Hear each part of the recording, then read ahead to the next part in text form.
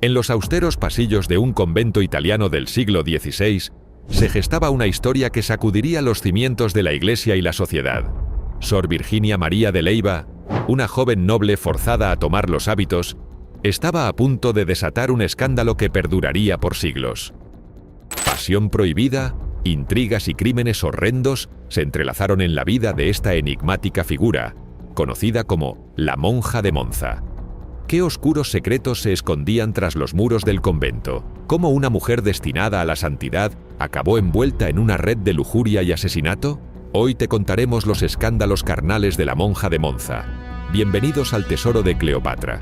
Mariana de Leyva y Marino, más conocida como Sor Virginia María, nació el 4 de diciembre de 1575 en el imponente Palacio Marino de Milán, edificio que actualmente sirve como ayuntamiento de la ciudad.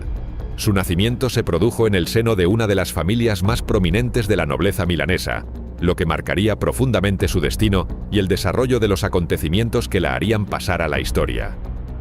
Apenas un año después de su nacimiento, en 1576, la madre de Virginia María, también llamada Virginia, falleció repentinamente. Esta pérdida temprana no solo privó a la pequeña de la figura materna, sino que desencadenó una serie de eventos legales que tendrían un profundo impacto en su vida futura. La muerte de su madre dio lugar a un complejo y prolongado litigio por la herencia familiar. Virginia, en su lecho de muerte, había expresado el deseo de dividir su considerable patrimonio entre su hija recién nacida, Virginia María, y su hijo mayor, Marco Pío, fruto de un matrimonio anterior. Esta decisión, aparentemente equitativa, desató la furia de las hermanas de Marco Pío, quienes se vieron excluidas del testamento. El juicio por la herencia se extendió durante años, sumiendo a la familia en un torbellino de acusaciones, argumentos legales y maniobras políticas. Las hermanas de Marco Pío impugnaron el testamento, argumentando que Virginia no estaba en pleno uso de sus facultades mentales cuando lo redactó. También alegaron que, como Virginia María era una recién nacida, no tenía derecho a heredar una porción tan significativa del patrimonio familiar. Finalmente, después de años de litigio, el tribunal falló en contra de Virginia María. La decisión judicial privó a la joven de la herencia que su madre había deseado para ella, alterando drásticamente su posición dentro de la familia y sus perspectivas futuras. Durante estos turbulentos años, Virginia María vivió bajo la tutela de su padre, Martino de Leyva. A pesar de la pérdida de la herencia materna, la niña seguía siendo miembro de una familia noble y recibió una educación acorde a su estatus. Aprendió a leer y escribir, estudió literatura y música, y fue instruida en los modales y protocolos propios de la nobleza milanesa del siglo XVI. Sin embargo, la relación entre Virginia María y su padre era compleja y a menudo tensa. Martino de Leyva, aunque miembro de la nobleza, se encontraba en una situación financiera precaria tras el costoso juicio por la herencia. Además, como era común en la época, veía a su hija principalmente como un activo que podía ser utilizado para forjar alianzas políticas o mejorar la posición social de la familia a través de un matrimonio ventajoso. A medida que Virginia María se acercaba a la adolescencia, su padre comenzó a considerar seriamente sus opciones para el futuro de la joven. El matrimonio era la opción más obvia, pero requería una dote sustancial que la familia tras el juicio no estaba en condiciones de proporcionar. Fue entonces cuando Martino de Leyva comenzó a considerar una alternativa común para las hijas de la nobleza en esa época: la vida religiosa. El ingreso de una hija en un convento era una práctica frecuente en la sociedad italiana del siglo XVI, especialmente entre las familias nobles que no podían o no querían pagar las costosas dotes matrimoniales.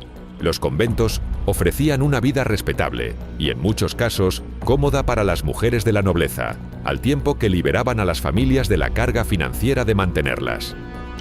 Así, cuando Virginia María tenía apenas 13 años y 3 meses, su padre tomó la decisión que cambiaría el curso de su vida.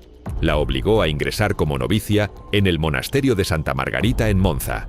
Esta decisión, tomada sin considerar los deseos o la vocación de la joven, era un reflejo de las normas sociales de la época, donde las mujeres tenían poco control sobre sus propios destinos. El 15 de marzo de 1589 marcó un punto de inflexión en la vida de Virginia María. Ese día, Martino de Leyva acompañó a su hija al convento, en lo que sería su último encuentro, en un gesto que parecía más una compensación por su decisión que un acto de generosidad paterna. Prometió a Virginia María una herencia de 6.000 libras.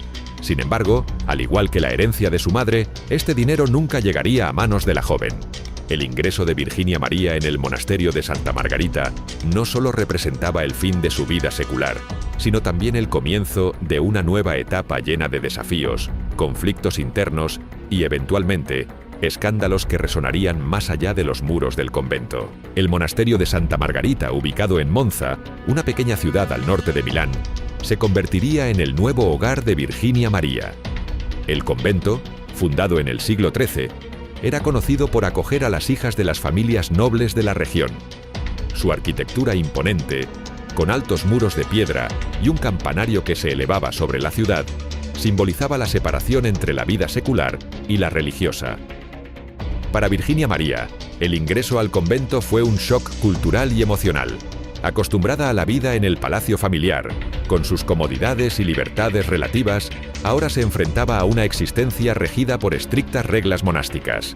El silencio, la oración constante, la disciplina y la obediencia absoluta eran los pilares de esta nueva vida para la que no estaba preparada ni había elegido. Los primeros meses en el convento fueron especialmente difíciles para la joven novicia.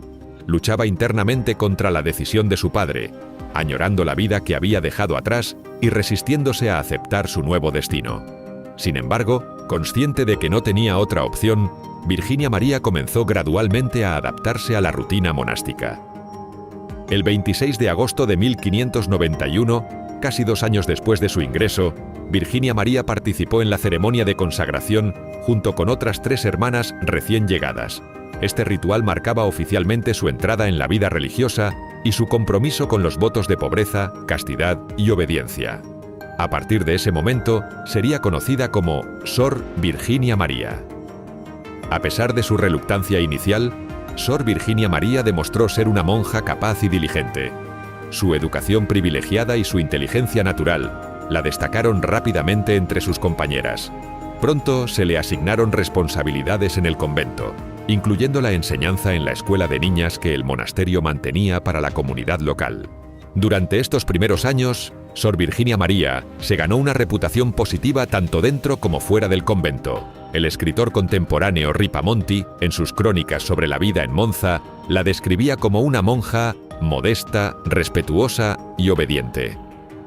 Ripamonti también destacaba su facilidad para hacer amistades y su voraz apetito por la lectura, características que la ayudaron a sobrellevar la vida conventual. La biblioteca del convento se convirtió en un refugio para Sor Virginia María. Allí, entre los volúmenes de textos religiosos, obras clásicas y tratados filosóficos, encontraba un escape mental de las restricciones de su vida diaria. Su amor por la lectura y su evidente inteligencia la convirtieron en una figura respetada entre las hermanas y las estudiantes de la escuela del convento. A medida que pasaban los años, Sor Virginia María fue ganando influencia dentro de la comunidad monástica. Su origen noble y su educación refinada la distinguían de muchas de sus compañeras, y pronto se encontró ocupando posiciones de responsabilidad en la administración del convento. Gestionaba las rentas de las propiedades que el monasterio poseía en Monza y participaba en la administración de justicia en asuntos relacionados con el convento, tareas que normalmente estaban reservadas para las monjas de mayor edad y experiencia. Esta posición de poder e influencia, inusual para una monja tan joven, fue un arma de doble filo para Sor Virginia María. Por un lado, le proporcionaba cierto grado de libertad y autonomía dentro de los confines del convento. Por otro lado, la exponía a tentaciones y oportunidades que eventualmente la llevarían por un camino peligroso. A pesar de su aparente adaptación a la vida religiosa, Sor Virginia María nunca llegó a abrazar completamente su vocación. Los votos de castidad y obediencia pesaban sobre ella, y la joven monja luchaba internamente contra los deseos y pasiones propios de su edad. Esta lucha interna, combinada con su posición de poder en el convento, creó las condiciones para los eventos escandalosos que marcarían su vida en los años siguientes. Durante este periodo, Sor Virginia María también ganó popularidad fuera de los muros del convento.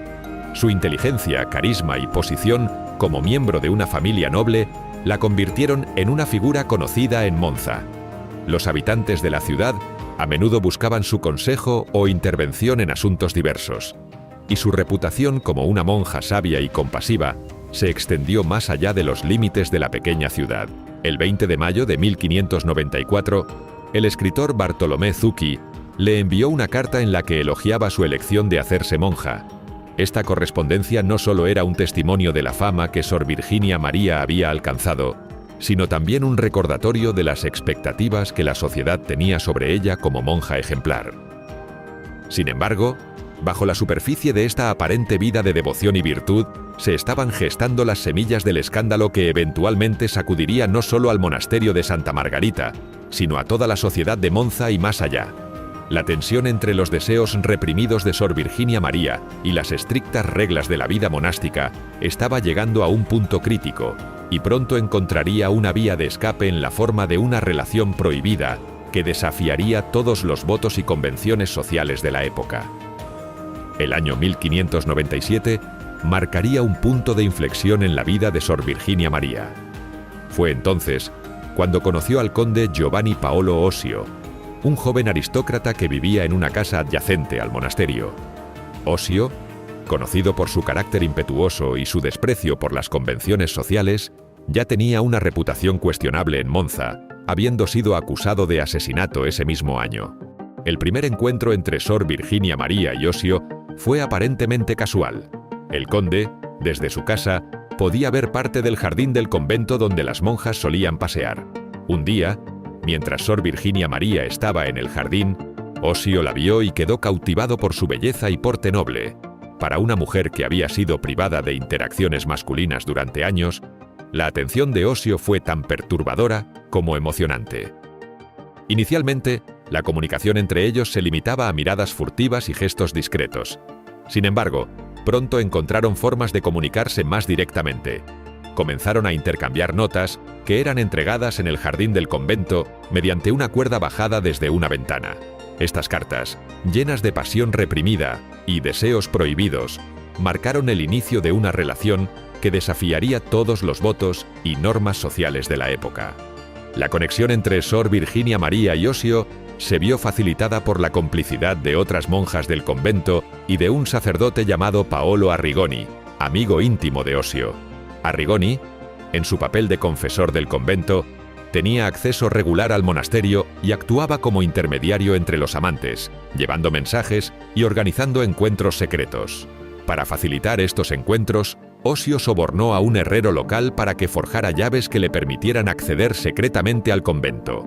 Estas llaves se convirtieron en el símbolo tangible de la transgresión de Sor Virginia María, permitiendo que dos mundos que debían permanecer separados se entrelazaran de la manera más escandalosa. Los encuentros entre Sor Virginia María y Osio se volvieron frecuentes y apasionados. Para la monja, estas reuniones clandestinas representaban una liberación de años de represión y un despertar de deseos largamente negados. Para Osio, la conquista de una monja de noble cuna era tanto un desafío emocionante como una afirmación de su propio poder y atractivo. Sin embargo, la naturaleza prohibida de su relación añadía un elemento de peligro constante. Cada encuentro corría el riesgo de ser descubierto, lo que podría tener consecuencias desastrosas para ambos, especialmente para Sor Virginia María. La amenaza constante de exposición añadía una intensidad adicional a sus encuentros, mezclando el placer con el miedo y la culpa. En 1602, lo inevitable ocurrió. Sor Virginia María quedó embarazada. Este desarrollo puso en peligro no solo su posición en el convento, sino potencialmente su vida. El embarazo de una monja era considerado un pecado gravísimo y un escándalo de proporciones mayúsculas. Con la ayuda de sus cómplices, Sor Virginia María logró ocultar su condición y dar a luz en secreto a un hijo. El nacimiento del niño marcó un punto de inflexión en la relación. Por un tiempo, los encuentros entre Sor Virginia María y Osio se volvieron menos frecuentes, ya sea por precaución o por el peso de las consecuencias de sus acciones. Sin embargo, la pasión entre ellos no se extinguió completamente. Apenas un año después, en el otoño de 1603, Sor Virginia María se encontró nuevamente embarazada. Esta vez, dio a luz a una niña, a quien llamaron Alma Francesca Margherita. A diferencia del primer hijo, cuyo destino permanece desconocido en los registros históricos, Alma fue reconocida legalmente por Osio y vivió con él fuera del convento. La existencia de estos hijos añadía una nueva dimensión a la relación entre Sor Virginia María y Osio. Ya no se trataba solo de una aventura apasionada, sino de un vínculo más profundo y complejo que involucraba responsabilidades parentales, aunque éstas fueran ejercidas en secreto y de manera limitada. A medida que pasaba el tiempo, mantener el secreto se volvía cada vez más difícil. Los rumores comenzaron a circular dentro del convento y en la comunidad de Monza. La situación alcanzó un punto crítico en el verano de 1606, cuando una de las monjas del convento, Caterina d'Ameda, amenazó con exponer la relación. Enfrentado a la posibilidad de que su escandalosa relación fuera revelada, Osio tomó una decisión drástica y fatal. Con la aparente complicidad de Sor Virginia María y otras monjas, asesinó a Caterina d'Ameda para silenciarla. Este acto de violencia extrema marcó un punto sin retorno en la espiral de secretos y pecados en la que se habían sumergido. El asesinato de Caterina d'Ameda se mantuvo inicialmente en secreto. Se informó a los forasteros que la monja había huido del convento, una historia que, aunque poco probable, fue aceptada temporalmente. Sin embargo, este crimen sería solo el primero de una serie de actos desesperados que eventualmente llevarían al colapso de todo el entramado de mentiras y engaños que Sor Virginia María y Osio habían construido. A pesar de los esfuerzos por mantener el asesinato en secreto, los rumores sobre las actividades escandalosas en el convento comenzaron a intensificarse en el otoño de 1606.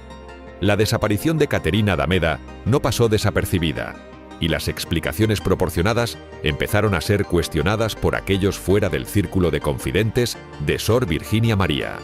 Osio, cada vez más paranoico y desesperado por mantener el secreto, tomó otra decisión fatal. El herrero que había forjado las llaves que facilitaban sus encuentros con Sor Virginia María se había convertido en una amenaza potencial. Temiendo que pudiera revelar su participación en el escándalo, Osio lo asesinó, añadiendo otro crimen a su ya pesada conciencia. Estos acontecimientos no tardaron en llegar a oídos del gobernador de Milán, Pedro Enríquez de Acevedo, conde de Fuentes. El gobernador, conocido por su rigurosa aplicación de la ley y su deseo de mantener el orden en la región, ordenó una investigación discreta sobre los rumores que circulaban en torno al monasterio de Santa Margarita. La investigación pronto reveló la magnitud del escándalo. No solo se descubrió la relación ilícita entre Sor Virginia María y Osio, sino también los asesinatos y la red de complicidad que se extendía dentro y fuera del convento. El gobernador, consciente de las implicaciones políticas y religiosas del caso, decidió actuar con rapidez y contundencia. El día de carnaval de 1607, en medio de las celebraciones que llenaban las calles de Monza, Osio fue detenido y encarcelado en Pavía. La elección del día no fue casual.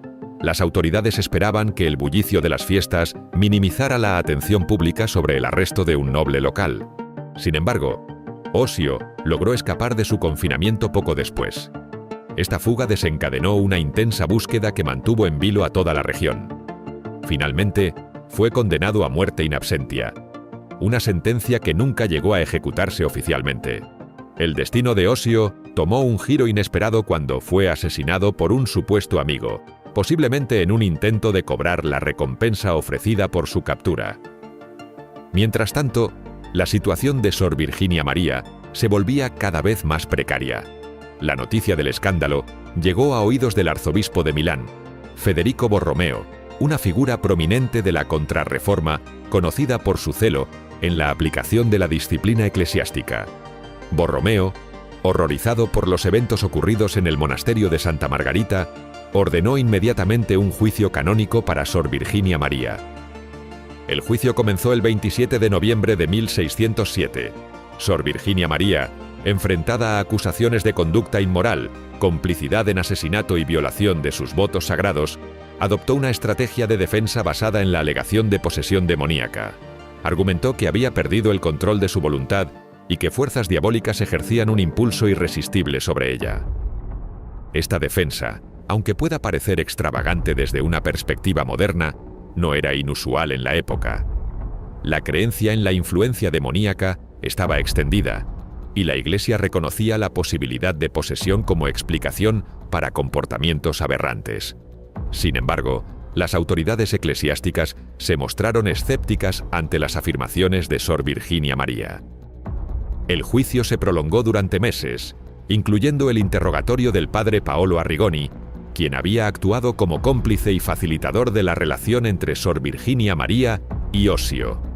Los testimonios revelaron la extensión de la red de complicidad y la profundidad del escándalo que había sacudido al convento. El 22 de mayo de 1608, el proceso tomó un giro más oscuro cuando se introdujo el uso de la tortura en los interrogatorios. Esta práctica, aunque controvertida incluso en la época, era considerada un medio legítimo para obtener confesiones en casos de especial gravedad. Sor Virginia María fue sometida a tormentos físicos, una experiencia traumática que finalmente la llevó a confirmar muchas de las acusaciones en su contra. El uso de la tortura no se limitó a Sor Virginia María. Incluso el portero del convento y su esposa fueron expuestos a los instrumentos de tortura para confirmar las acusaciones contra el padre Arrigoni y otros implicados en el escándalo. Es importante notar que exponer en este contexto podía significar simplemente mostrar los instrumentos de tortura como forma de intimidación, sin necesariamente aplicarlos. Finalmente, el 18 de octubre de 1608, se emitió el veredicto. Sor Virginia María fue declarada culpable de los cargos en su contra y condenada a estar encerrada durante 13 años en la Casa de Santa Valeria, una institución en Milán destinada a la reclusión y reforma de mujeres consideradas descarriadas. Sorprendentemente, Sor Virginia María sobrevivió a este largo periodo de encarcelamiento. Tras cumplir su sentencia, decidió permanecer en la Casa de Santa Valeria, donde vivió hasta su muerte en 1650, a la edad de 75 años. Los últimos años de su vida estuvieron marcados por una aparente devoción religiosa y un profundo arrepentimiento por sus acciones pasadas. La historia de la monja de Monza ha sido tan notable que incluso se ha llevado al cine. Su vida y los eventos que la rodearon continúan fascinando a lectores y espectadores hasta el día de hoy. Pero si este video te gustó, entonces no te puedes perder los 10 escándalos de las monjas del convento Littlemore Priory.